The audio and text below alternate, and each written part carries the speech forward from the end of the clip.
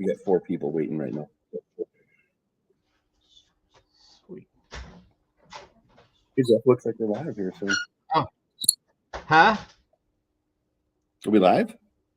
Yeah. I think we're live. Yeah. Are we? All right. Cool. Hey, y'all. Good. Nice. Well, I got delayed big time and tried to get through it, get here as quick as I can. I apologize and all that fun stuff, but life happens. Okay. Anyhow, welcome to, I don't even know what we're calling this yet. Greasy's Live or something, I guess is what we're calling this. So, wasn't this like your first runs at America's Rides? Yeah, so we're doing the Greasy's Lives, and then America's Rides is going to be kind of a separate type of thing where we're going to go around and anyway. But we've got Chad. How do you say your last name, Chad? There's a debate going on. There's a debate? What's the debate? Yeah, it's either Schroth or Scroth. Neither. Okay. It's Schroth. It's Schroth? Yeah. Wow. Like the seatbelts. No. Yeah. Okay. Schroth. All right. Chad Schroth. Tis All I. right. Huh? It is I. It is you. It is. Yeah. So, all right. Well, we're just going to jump straight into this. I want to know about in a few sentences. We don't need the whole life story, but I want to know about you, as in, where did you grow up? It all started on a fall day in 1975.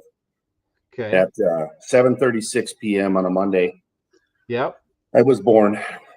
Okay, I didn't really want to start that far back, but okay, we're headed there, I guess. But that's actually true. No, I was born here in northern Minnesota. I'm about 4 hours north of Minneapolis, 3 hours west of Duluth, 2 hours east of Grand Forks, and about 3 hours from Canada. Oh wow! Okay, yeah. And you were born and raised there, so yep. I moved a few times, ended up coming back. I enlisted in the Guard unit here while I was in high school. I was 17, and then I served for 7 years, and then I got out for almost 10, and then I retired from the Guard about 2 weeks ago. No. Yeah. And, well, he's going to get to that. Yeah. Yeah, and I work for the county here, and I have for the past 8 years. Okay. I've got, of course, Peyton is my daughter, and of course, the foreman. She pops on every now and then to give me a hard time. Yeah, you're getting way ahead of me here now. Hang on. Sorry. Right. I was born in November of 1975 in Minnesota. All right, got it. Yes. Tell me about high school. You playing sports? You a band member? ROTC? Anything like that? Actually, I played soccer in high school. Really? Yep. That surprises me. Actually, to be honest with you. I mean, I don't think of soccer as catching on in this country until much later. So, I was. It was the second year of the program in 1990. Okay. And then I played through my junior year because in my senior year I went to the college for my senior year. So soccer in high school, you were the founding member of the team then? I was on the team that we won the first game for the program. First game. So how did that go? How did tryouts go? If you could run and act like you could kick a ball, they put you on the team? Kinda. I mean, at the beginning it was like that. I was, yep. So, I mean, you just kind of showed up and they taught you what you needed to know. Yeah. And the whole time I was doing that, I started martial arts when I was 7. So I was doing that all at the same time. Oh, wow. Yep. Okay. And I started karate. Know about the martial arts thing. What's that? I did not know about the martial arts thing. Did you keep that going your whole life? You still involved in that? I stopped when I was 37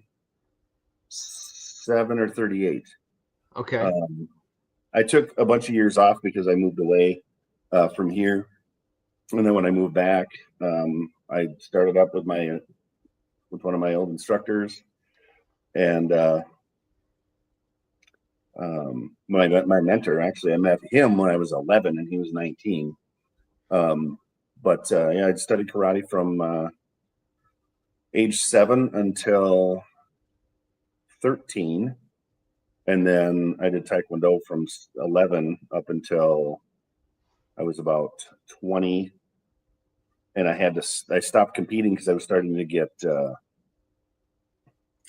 some pain in my joints Yeah. at the time. So then in 1992, I went to to Colorado Springs for U.S. Open, and I can say I won a silver medal, but I lost in the gold medal round.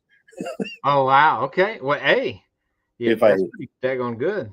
if I ever want to if I feel really good about myself and I want to bring myself down a peg, I watch the video. Oh, there's a video of it. Yes, I was. I was. It was. And it was Olympic rules too, so it was knockouts and all that. I mean, it was an all-out fight. Now, what does that mean? Olympic rules and you knockout? Does that mean they could actually knock you out? Could actually hit you and knock you out? Oh yeah, yep. Oh And really? actually, Like knockout, like go to sleep. Mike Tyson knockout. See you later. Yep. And when I was competing at the local level, there wasn't those safeguards in that either. So knockouts were fine. Did you have the headgear and all that stuff? Or Yep. okay. Yeah. I put a couple of kids to sleep. And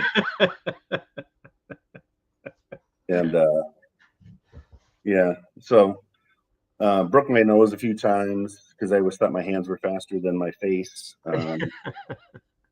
They weren't. It turned out their hands was faster than yours, huh? Their feet were definitely faster than my hands. Feet, sure. yeah. But no, so I did all that through high school, and then when I was 20, I stopped because I kind of had to. I had to stop competing. Yeah. Because I needed to take a break. I was going to four classes a week, and then every weekend I was going to a tournament. So I needed to slow down. So what year did you graduate high school? What year was that? 94. 94. And then you went straight into the Guard right out of high school? I was in high school when I enlisted, 93. Oh, okay. So I drilled for almost a year before I went to basic.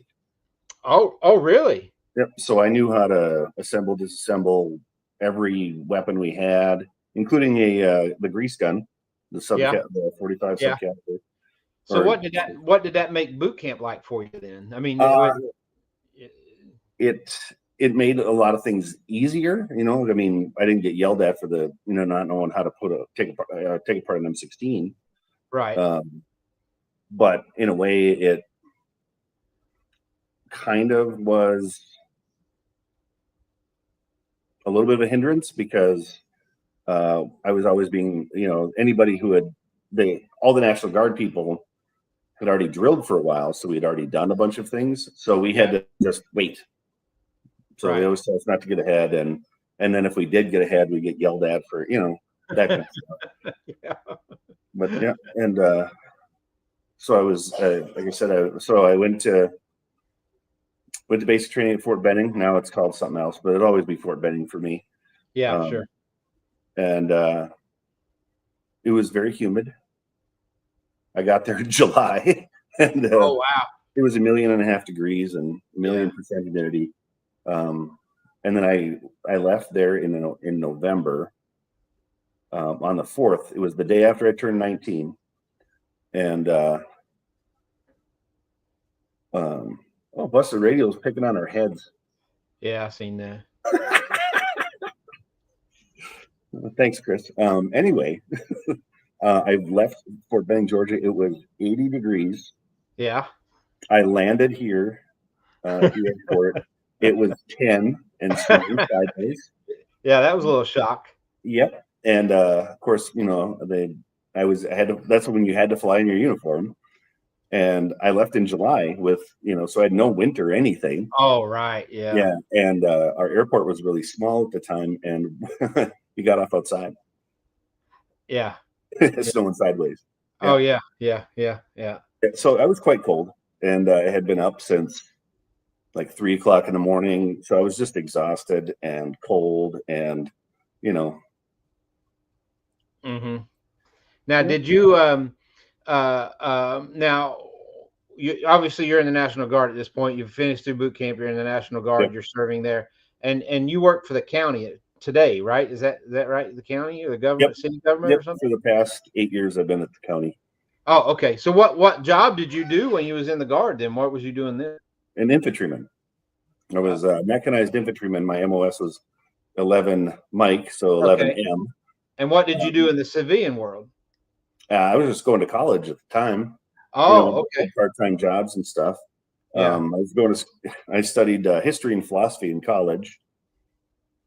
And then, so I worked, they had video stores. I worked in video stores. I worked at the video arcade here. I worked at a gas station, kind of small grocery store. So was you the rewind guy? I would charge people for rewinding. You bet. It was like 50 cents or something. I mean, it wasn't much. Right. And a lot of the time, it just wasn't even Chad a bum after high school. I wish. Yeah. Well, you could say Blockbuster today, and kids today would not have a clue what that was. And then I did transfer to North Dakota, the University of North Dakota in Grand Forks. And I worked at a service station, driving tow truck. Oh, wow. Okay. And, doing oil changes and tires and, that stuff. Yeah. They had a full service gas pumps. So I'd go do the whole full service, check the oil, fill. Right. All that stuff. Is that what got you into cars? No, I could blame that on my dad. Oh, okay. Let's hear it. Blame it on him. Well, my dad grew up. He graduated in high school in '67, so he saw a lot of the cool stuff come out, and he had no. The adult section was not under the counter; it was in a back room. That was kind of anyway. And so he had bunches of pictures and stuff from his cars that he had. Like one of the favorites he had was a '59 Buick Electra. Wow. And convertible white, gorgeous car. And then, so he, they were just cars to him, but of course they were super cool. He did a tour in Vietnam in 1970, came home 71.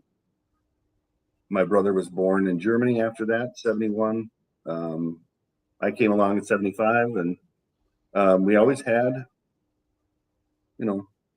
old cars and stuff. So, because that's honestly what we had. We had old ones because they were cheap, and my dad would work on it himself. So that's kind of how it all started. And my first car, I was reading a muscle car magazine. My dad was into the muscle cars, the '60s muscle cars, and I was reading a muscle car magazine, and I see this '67 to '69 Barracuda, and I was like, oh man, I'd love to have one of these. So my dad tells me, I know where there's one of those. Well, it was a Barracuda. Yeah. But it wasn't a '67 to '69. It was a '66. Okay. It was horrible green. It had a colony of ants in the trunk. They used it to haul wood up to their house. Is that the one that had the big back glass in it? Back window, yep. Yeah. And they were using that to haul wood in? Yep, because the back seat would lay down, so they'd throw it in. Yeah. And so I didn't know all of this until after I had already bought the car. So my dad put $150 down because there was an old faded for sale sign in it. I could actually, if anybody came here, I could take you right to this spot. There's the wood pile still there. and there's a shed now where the Barracuda used to sit. Ah, And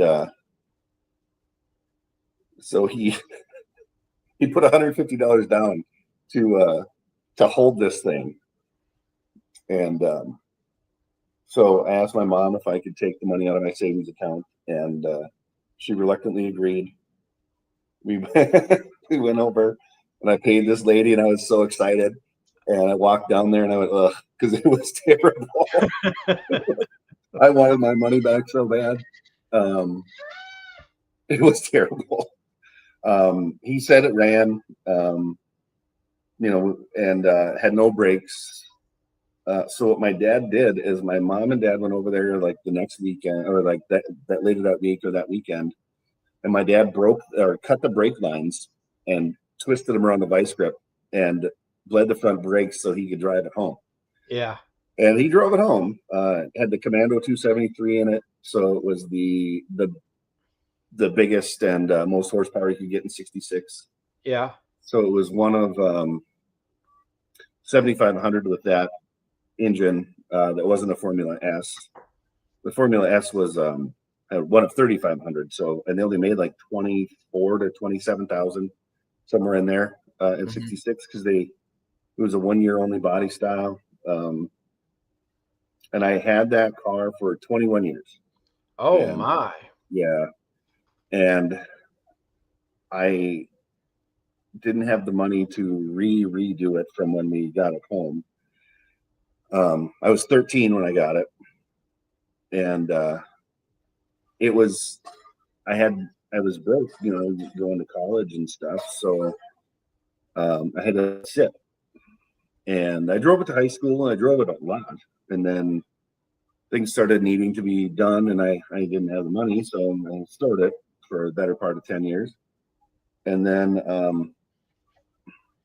I started, and I was in a better position, so I got it back on the road, and well, that's when things, started to, after having been, redone, 15 years prior, rust starts happening and bubbles are happening and all these things, and then there was just, and I mean, I couldn't find parts for it when it was 23 when I bought it, and when it was in its 40s, by the time I could redo it, I Yeah. really couldn't find parts. So I ended up, I got a friend of mine owned a body shop, and he was going to give me friend prices on it, and he said it was going to cost me anywhere between $5,000 to $8,000 to redo the body, just the body. Yeah. And that didn't count the interior or some of the other issues that had come along. And so reluctantly, I sold it because I couldn't just let it fall apart. Yeah. So I then got a '66 Mustang, and I was mad at it, and I didn't drive. I drove it home, and I parked it. And I didn't look at it or drive it for a week. Yeah. It was like, you're not my Barracuda. But then I started driving. So it all started with my dad and having old stuff because that's what we had. Right. And to just saying I would like to have something like this. And he goes, well, I know where there is one. And I'll tell you, if I still had that car, actually, even if I saw the car, I could tell you where I got, it had 3 different front bumpers on it in its life because we'd find that was a little less bent or the chrome was better. Oh, yeah. It's 2 different rear bumpers. We got the driver's quarter panel out of a junkyard, and they just torch cut it right by the window. So we got a whole bunch of extra metal. The front fenders and hood were off of a Valiant station wagon. I got some NOS 73 Barracuda hubcaps for $10 at a swap meet. Right. I could have tell you where I got everything for it, and I was kind of, I'd love to have it, have it back and all that. And I thought, well, and then I read this article in Rat Rod magazine. It kind of, the guy was talking because that was my first car that I ever really built. Because it was terrible. Yeah. So, we stripped that old nasty paint off with aircraft stripper in the driveway. So, Right. and before I went to the body shop. And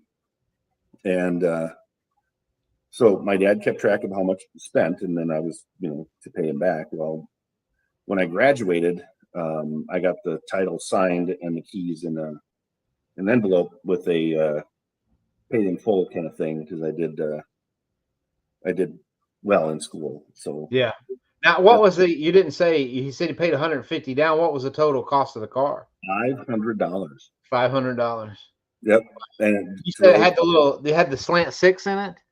Commando 273. So Oh, the solid lifters, 10.5-to-1 compression, 4-barrel, yeah. cast iron, everything that weighed 500 pounds. It was just, and I ended up replacing the engine in it with a 340. Oh, Chris from Whiskey Dents asked me if I'm going to work on something or just sit here. I'm in my recliner. I'm going to sit here, man. Yeah. Yeah. Let's see.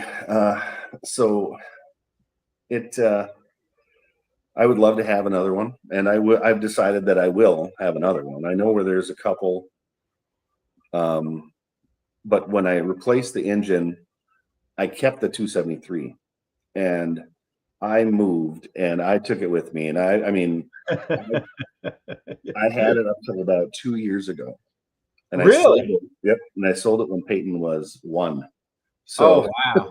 yeah, um, I had it, and I sold it, and the guy was going to put it in I think he was going to put it in like a Dodge pickup. Mm-hmm. He just wanted something different than a 318 and other things. I mean, bolts up to a 904 transmission just fine, and Right, right. um, you just have to get the torque converter for the 225. That was the only difference, Gotcha. because they only offered the one size of anything back in '66. So Well, um, you've seen pictures of my race car, right? My '64 Galaxy. I have. Yeah. Okay. So there's a pretty interesting story about that with the Barracuda, with your car, basically. Oh yeah.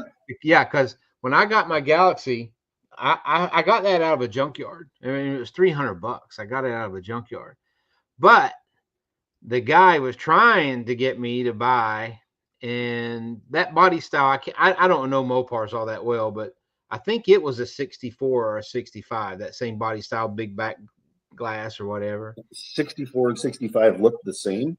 Yeah. There was just some minor differences, and 66 was a 1 year only. Oh, And okay. I'm pretty sure this was a 64 as well. And so the guy was trying, you could tell he was steering me because he really wanted me to buy that car instead of the Galaxy, you know. Mhm. And I was kind of in love with the Galaxy. And then a guy by the name of Jeff Jasper was with me. And Jeff said, um, uh, Jeff Jasper is like, because he's a big Mopar guy, right? So he wanted me to stay away from the Fords. And he said, I'll give you a big block 440 to put in that car if you'll buy it and build it as a drag car. They'll fit. You know, and, yeah, oh yeah, oh yeah. And I was like, nah, man, I gotta have my Galaxy. So I almost ended up with one of those. I Uh, had I had a 64 that I drove. We pulled out of the woods and we got going, and that was what I drove to high school. And it looks like Joey from Mill Creek is saying that he's fallen asleep because I'm rocking in the chair, or he's saying that we're boring because my voice. yeah, well, Yep. that's all right. Yeah. So okay, so we're Barracuda. You sold that, what would you say? How long ago is that now? You sold that? Oh gosh, 2009, 2010. 2010. Okay. All Yeah. right. One more question about the Carrot Barracuda, then we're going to move on. Do you know where it's at today or no? It went to Iowa. Went to Iowa is what you know, you know. Yep. And honestly, I knew if I ever sold it, I never wanted to see it again. I Ah, wanted to make sure it was just gone. yeah, yeah, I got you. All right. Well, let's move a little bit. So let's catch everybody up. You're 28 years National Guard. Was that right? Did just 22. 22. Okay. 22. 22 Yep. years National Guard. You just retired last week? 31st of December. Okay, yeah. So 2 weeks ago, basically. Yep. Yeah, 31st of December. New Year's Eve. Wow. Yeah, that'd be easy to remember each year when you retire, right? I Yeah. even stayed up till midnight, so I knew Yeah. that was done. Yeah. Right. Yeah. So, well, brother, I appreciate that, and I appreciate your service. I know that was an exciting time, but I'm sure you're glad to move on and get moved on with life. After that, we all are when we kind of get out. So, um, but you never did serve active duty, right? It was all National Guard. It was all National Guard. I did have active duty time, so I had a total of 4 years of active duty time, like being full time in the Guard. Oh, okay, okay. So you did some full time in the Guard. Yep, I was also Oh, I was a federal technician for 3 years, so I did that time, which didn't count, but I yeah. did um, about it was 4 years of different sets of active duty orders within the Guard. So I did Okay. active duty time. I never deployed. Right. Um, Right. Yeah. Well, you know what? I get guys all the time, saying, I didn't serve in war, so I really don't know why everybody's saying, thank you for your service. And I'm like, look, man, you took the oath and you got an honorable discharge. yep, That's all we could ever ask of anybody that's ever served. So, I don't, some exactly. guys, some guys even feel guilty about not going to war, but you know what? Don't worry about it. You took the oath and you done it, right? And I was on 4 different deployment manning documents, what they call them in the Army, and I just ended up going. They changed positions, so I came off, and then I went back on within. I was on for months, came off, went back on and off in a day, and oh then wow. yep, that was one of them. Another one was just before I was out of the Guard. My first time, we were going to go to Bosnia in '99, and then that got canceled. Like the whole thing got canceled, and they didn't go until 2001. And by Mm, that point, I was already out and moved. Um, so it was a good time. In the '90s, I mean, we were yeah. kings of the world, at the time. So Right. it was Well, peacetime.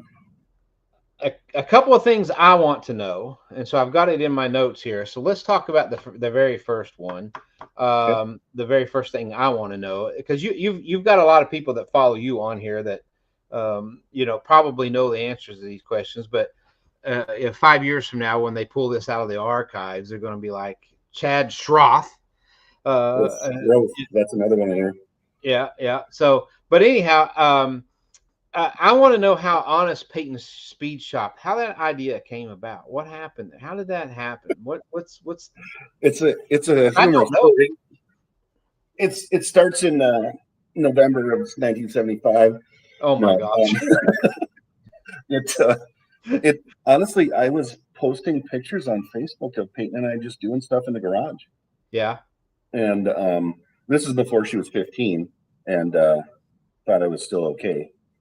Um, so somebody commented, "You guys should start a YouTube channel," and I was like, "Whatever, yeah, no one will look at that anyway." Yeah. So, and Peyton and I really enjoyed watching Ian Russell work on it because that's when Full Custom Garage was going on still, um, and every time he would do upholstery, he always called himself. He'd say, "Honest Ian's Upholstery." And Ah. so one day, we were doing something, and I said it was Honest Peyton's like interior shop or whatever, and then so on my lunch break, it was February in 23. So we're coming up on 2 years now, and I was on my lunch break, and I just put together I did like a short video that I could just threw together of pictures on my phone, and started the channel. And I thought, well, what would we call it? And so I thought about it, and I thought, well, Honest Charlie's Speed Shop was, the kind of one of the first Oh speed yeah. shops, and it was like, well, and I had already been calling it Honest Peyton's stuff, so Honest Peyton Speed Shop is how it happened. And I sent the link to Arco because we had been texting on my lunch break in between me Yeah, trying to do this thing. from Minnesota Outlaws, right? Or was that Outlaw what Edge is his channel, and Outlaw Edge? Yeah, there you go. he shared it or he talked about it, and we had 110 subscribers in the compelling and rich, huh? Thanks, David. For Christ's sake. So we had 110 subscribers the first day, and then like nothing happened, you know. And this is when I had just for my birthday in 22. That's when I got that coupe, Clyde. Yeah, we're going to talk about Clyde in a second. Yeah, that thing. Yeah. Oh, and Matt the Scrap Whisperer is one of our first. Same with Tim Windsor. I mean, honestly, I look back. There's a lot of people that are still subscribed to us from that first day. Pretty cool. Right. Now, what year was this? 2023, you said? It was February 15th of 23. Of 23. Wow. So we honestly I started the channel on my lunch break as kind of a goof. Yeah, just a goof. Just there was no and just you're like, okay, well, I'm doing this with Peyton already, so let's just name it after her, or is that? Well, it was because I had to, we were taking pictures, and she had helped me recover a seat. Like we took it apart and fixed this, and then it was a boat seat that was in the coupe. Yeah. And we were just talking, it was Honest Peyton's upholstery or interiors or whatever. And so I just kept that, and I added Speed Shop for Honest Charlie's, and we had no plan of what to do. Yeah, it's the best way. And we still don't. If anybody's watched, we don't have any idea what we're doing. I don't edit much. I mean, if stuff goes sideways, it happens. Yeah.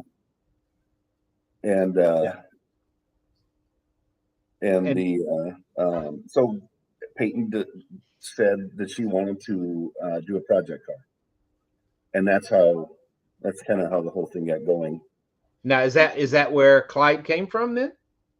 Clyde, actually, I had a 37 Ford sedan, and I had it for sale, and it was at a consignment place, and the coupe came in, like somebody wanted to sell it, and so they wanted to do a partial trade. I gave the guy way too much money for it, and because Model A coupes are cool, and that's just how it works. Right. And so Clyde showed up a few days later, and I looked at the guy who dropped it off, and I said, you ever see the car you think you're going to die in? I was like, because there it is. It was on 3 flats. Terrible. It was like this giant rat rotted mess. It was bad. It had a Chevy grill on it, and it looked like a giant tombstone. Everything was just, glob welded on the sides. I mean, worse than I do. And nothing fell apart. It just that they didn't finish anything.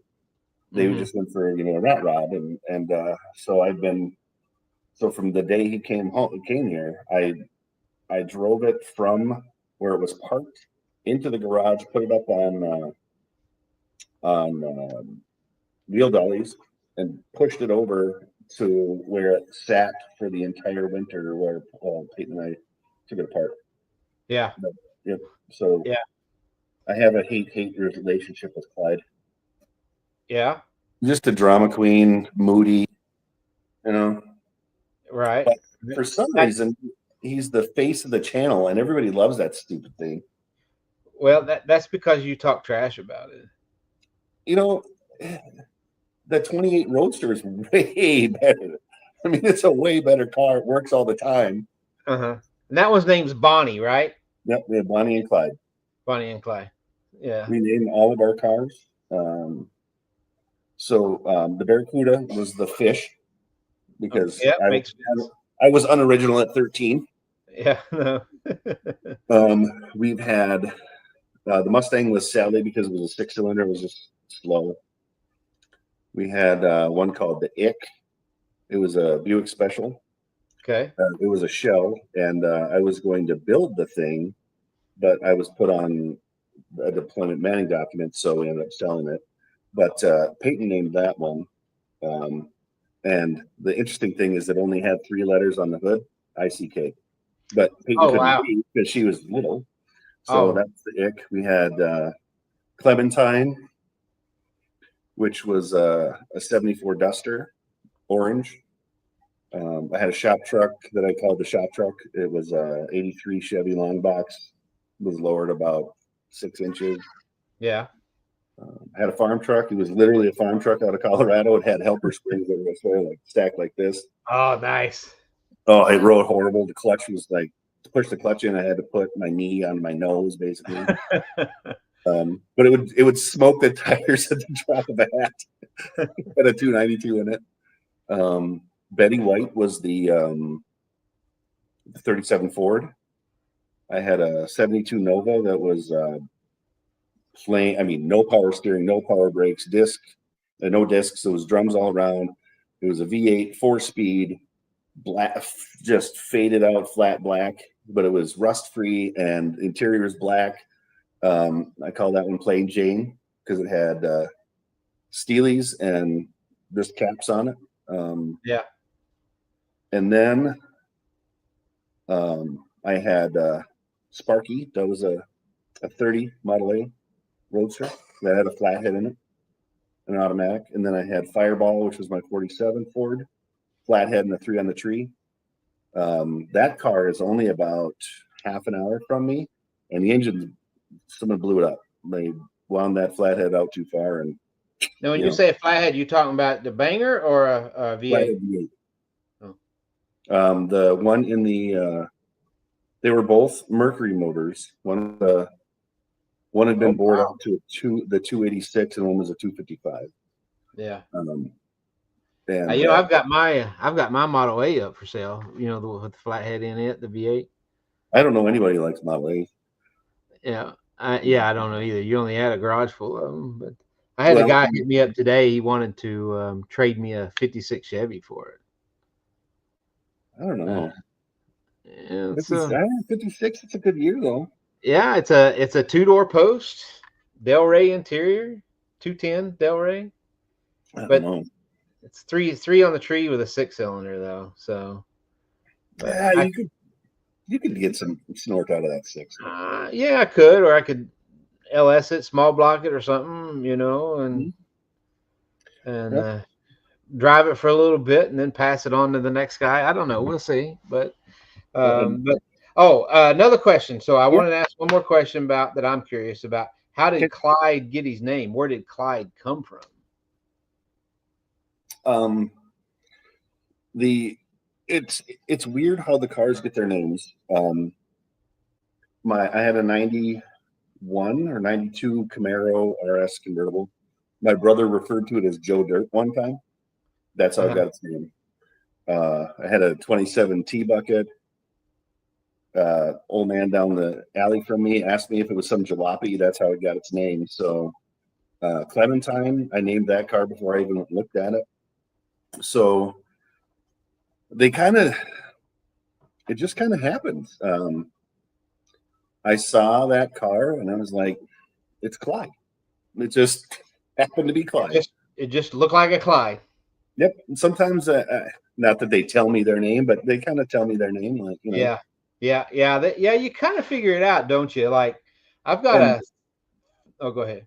Oh, and Bonnie that just kind of happened because it was that's kind of natural.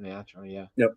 I've got a 30 Model A Phaeton in here that I want to build one day, and when it came in, on the back of it, this thing's it's not rotted out, but it's rusty, right? Mm-hmm. And there's no paint on it; it's just rust. But on the back of it said 1 payment left. Oh, nice. So I was like, that's the perfect name. So I'm not painting that car. I'm gonna just kind of do what I did with my America truck and just kind of patina it or clear coat it. Mm-hmm. It's gonna stay right there. 1 payment left. That's the name of that car. If I ever get to build it. Well, all you have to do is just stop building stuff for everybody else. No, right? Yeah, I've got that I've got several in here that I'd like to get finished. The problem is I jump around too much. I jump from this one and jump from that one, and I've got to get one out of here because I need some room. You know, Mhm. my shop. If you ever make it down, you would be like, I don't know how you ever do anything. There's a guy on here, Sean Folker. We're building that 32 Ford Roadster right now for him. You know, and I have to push it out and to work on something, push it back. You know, it's just and I've got 6 bays, and 3 of those bays can hold 2 cars deep, and I don't have room. So you know, Well, it's I it's have a terrible. 24 by 24, I know, I know. and I can. I found out that I can fit 3 cars in there. Yeah. It's Oh, I've seen it. Yeah, it's been on video. And not only that, I've seen you weld on a welding table with 3 cars in and I don't cover them up either. I just let it rip. Oh, the tea bucket, the last tea bucket I had, the 23, got its name Food Stamps because I guy was selling it, and I had seen the car like 2 years prior, and I was like, man, that tea bucket's just super cool. there. And a guy was ahead of me, the guy that I bought it from. And then he was moving, he had it for sale. So I called him. I was like, hey, what are you looking to get out of it? And because he was overpriced on it. And he he was like, well, I'd really like to get this. I was like, well, I'll tell you what, I can do $9,000. That's where I want to be. You know, I'm just based on your pictures and what you're telling me. And he goes, you got cash? Yeah. And before I could respond, he's like, sold, I'll bring it to you on Saturday. And I was like, oh, I got to produce $9,000 by Saturday. So, yep. You know, it it happened, but so Right. Food Stamps got his name because, yep, it was an unexpected. I didn't think he'd actually take $9,000 for it. Right. Right. Yeah. Yeah. You be careful what you say because it might just Yep. get it. And Yeah. that I will say that car was so much fun to drive. It just had a stock 350 and a turbo 350 transmission, but it Yeah. had an 8.8 Atom Explorer. So it had 4-wheel disc brakes. It had a mini spool, so it didn't turn for anything. But man, did that thing rip! Oh, nice. Yeah. And I sold it to an Army buddy because he's like, you know what, I'm just looking for something I can. And then he ended up selling it because it was too small. He said it hurt his back. I was like, take the seats out of it. And I was like, and he goes, what? I said, take the seats out of it. You know, just make your own and use the back of the car as the backrest. Mm-hmm. You know, because it was carpeted and all finished. And he goes, oh, I'll try it. And then he sold the car. Mm. I was like, you're never gonna get that car for a car like that for what I sold it to you for, man. Yeah. Yeah. So, all right. So tell me what's new. I know you're building a truck. Yep. Yeah. What's the truck's name? I don't know yet. I don't know. Okay. Yeah. We're still waiting on the name. So, There's all right. one that's So, sticking out, but I don't know.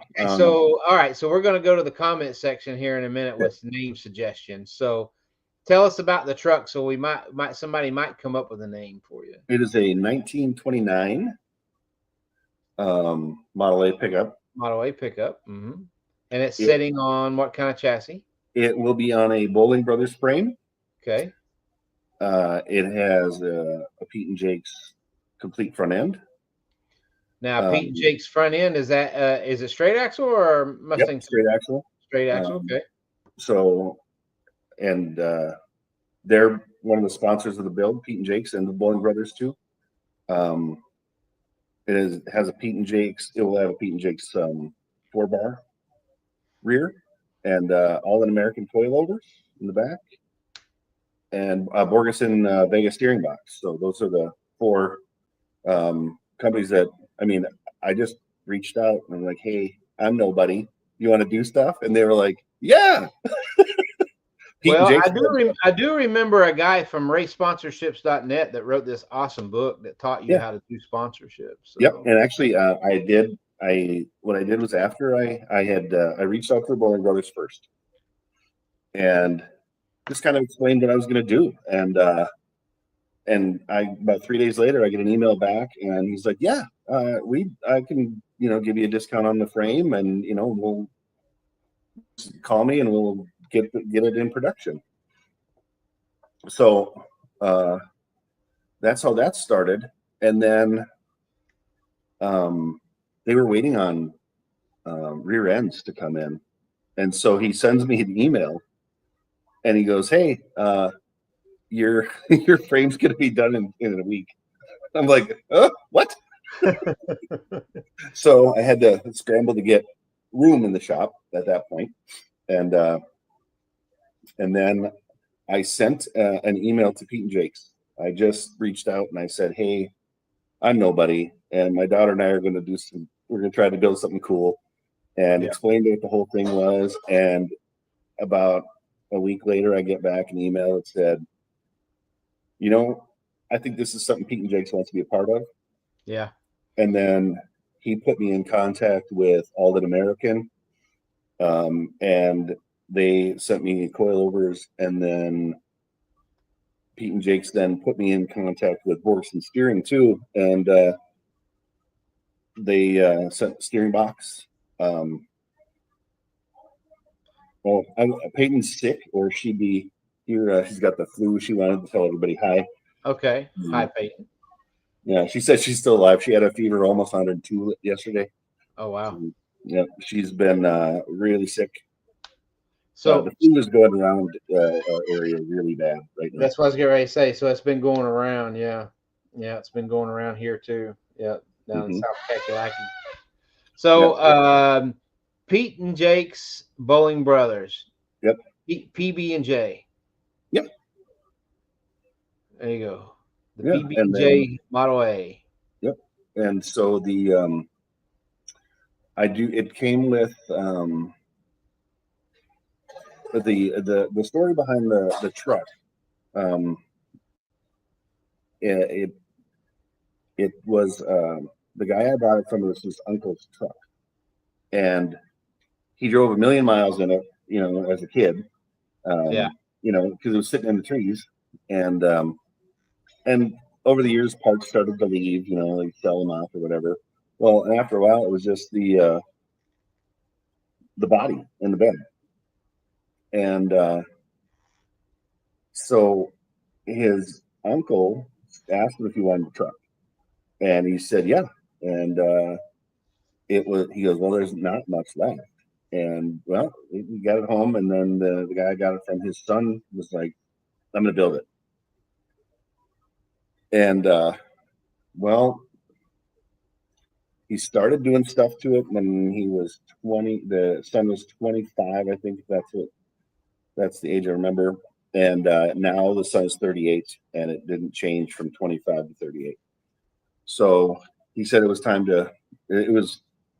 They had moved a few times and ended up bringing the truck with and storing it and that. And the son had accumulated, a bunch of parts for it, including a Fat Man independent front suspension for the thing. So I've got that. I don't know what I'm going to do with it, but I got it. And so it's been. So I got all these parts for it, or extra parts, and so I just have them stored mainly, and I did actually sell the body to the sedan and a bunch of the parts to Treetop Garage.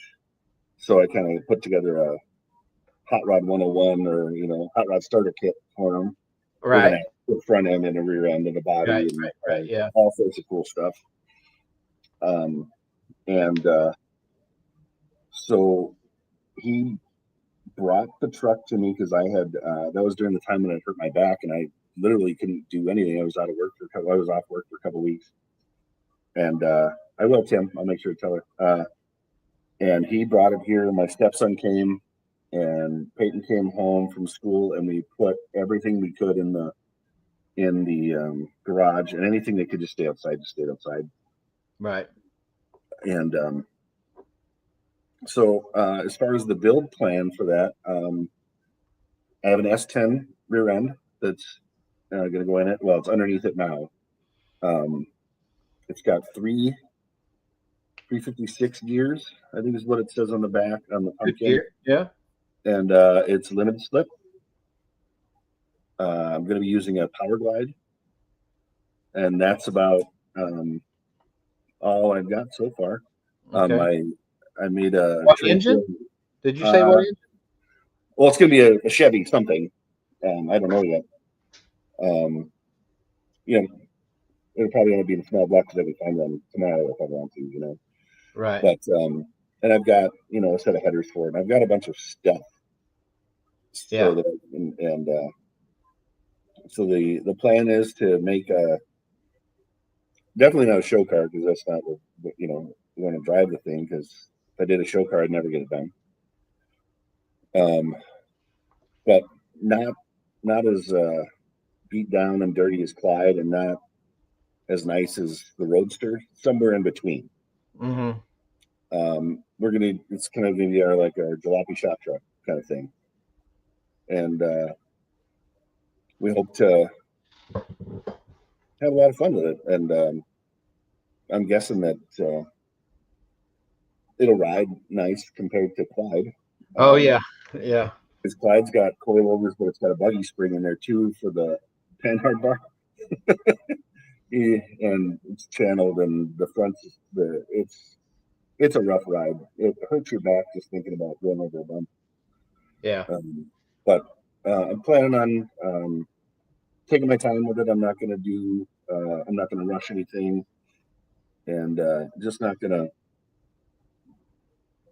if something gets frustrating, I'm just going to step back from it and not try to just do it. Yeah. It's got. I have a video coming up. It's a little ways out yet, but where I assessed all the damage on everything, on the body, on the bed, the doors, and Right. So we get an up close and personal look at the jalopy shop truck. Well, if people there's some people on here. There's some people I know that I don't know if they're following you or not. Dynamic powder coatings on. You hear that, Jeff? A Chevy. Hey, I don't care what people put in their cars. It's their car. Let them do what they want. But I will. Let's see. Honest. I'm gonna put this in the chat here. So Yeah, don't forget to like and subscribe. yeah, so go over and hit them up at Honest Peyton Speed Shop. And go search that over there. And so tell me really quick. We're about to run out of time here. Tell me really quick. What do you? I know that you said there's never a plan really. You just kind of go after it. But what do you see in the future for Honest Peyton Speed Shop YouTube? Well, I can't ever sell Clyde. Okay. What about the channel itself? You got bigger ideas? Got things you want it to go? What's the deal? I don't know, man. Yeah. I didn't figure you'd know, seeing as how you kind of are just kind of off the cuff and just kind of let it flow and have fun with it. So I'll tell you what, it'll keep going as long as it's fun. Yeah.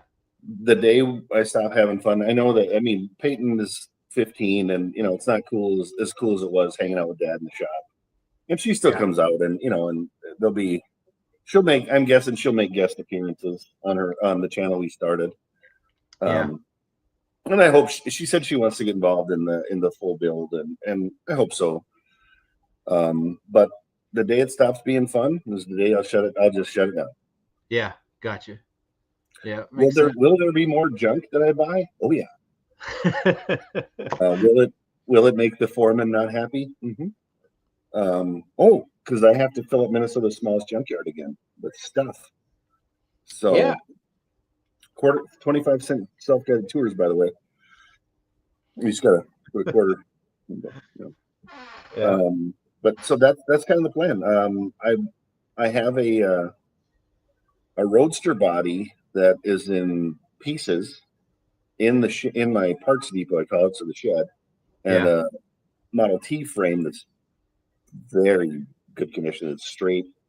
I might put the Roadster body on that, or the other idea I had was to put that Roadster body on like a CJ Jeep frame and have an off-road hot rod or something. I don't know, but I suppose I should finish the truck and fix all the problems with that coupe, like the 57 leaks and the no headlights and the one brake light, and I mean, you've seen it. I would actually love to take Clyde apart and put it on a proper frame, because the one that's on there has got a twist.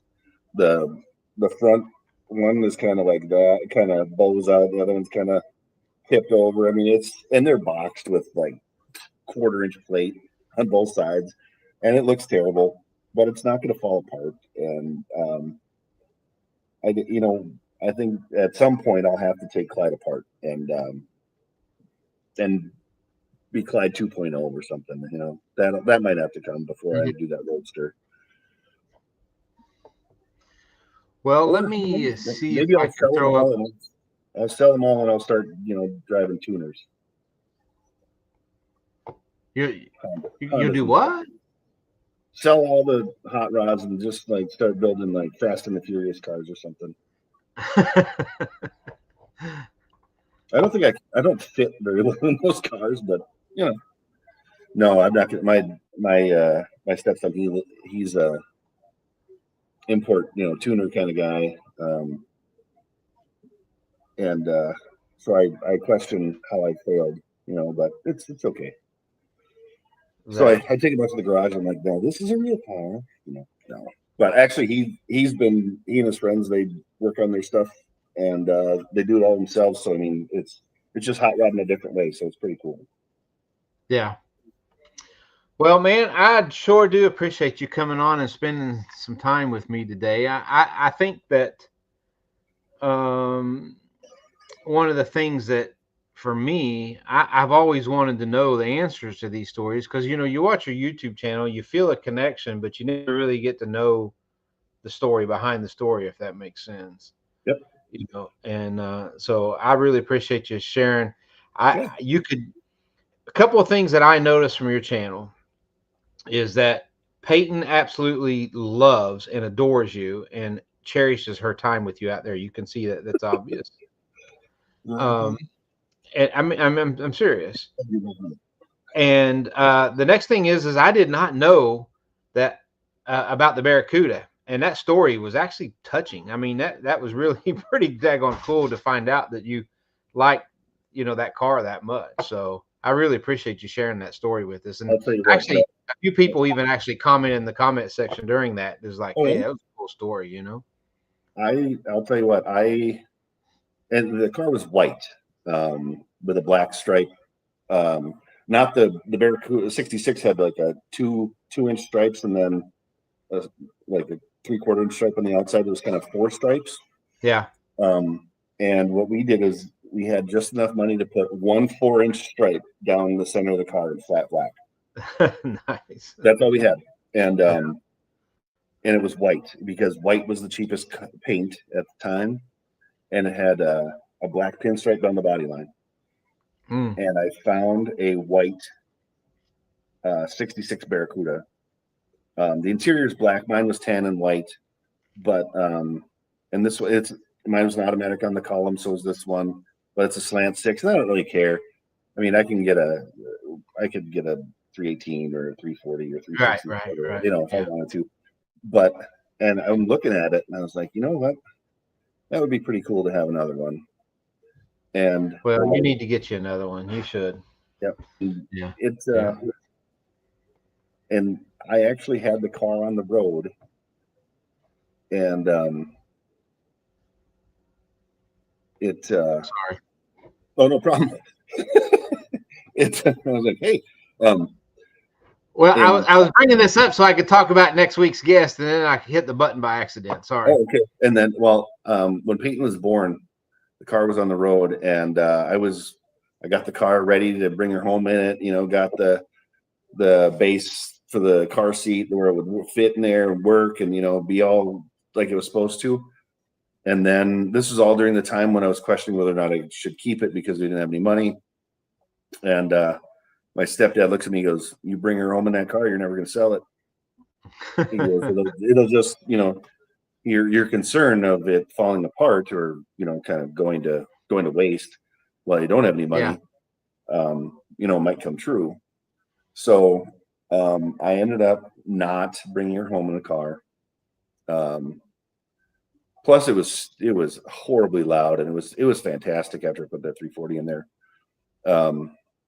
But so I didn't bring her home in it. We brought her home in the Durango. It's not as cool, but we did listen to Elvis on the way home, so we did that All at right. least. Yeah. Yeah. All right. Cool.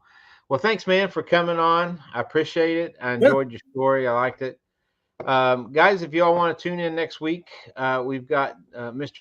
Zach Parks from Wired Customs coming on. He does a bunch of cool hot rod stuff, 32, 33, 34 Fords, kind of making a name for himself for chopping those 33, 34 Fords. So if you're a purist, you're probably not going to like him too well. But I'll tell you what, I love that guy's channel. yeah, he's a good friend of mine. We went up. You see, he's got his Greasy's hat on right there. Does a lot of stuff there. So anyway, he'll be coming up next week. So, but yeah, tune in for that next week at 7 p.m. on Thursday. So I appreciate y'all. Love you. God bless you. Thanks, Chad, for coming on. Now you all go do your America.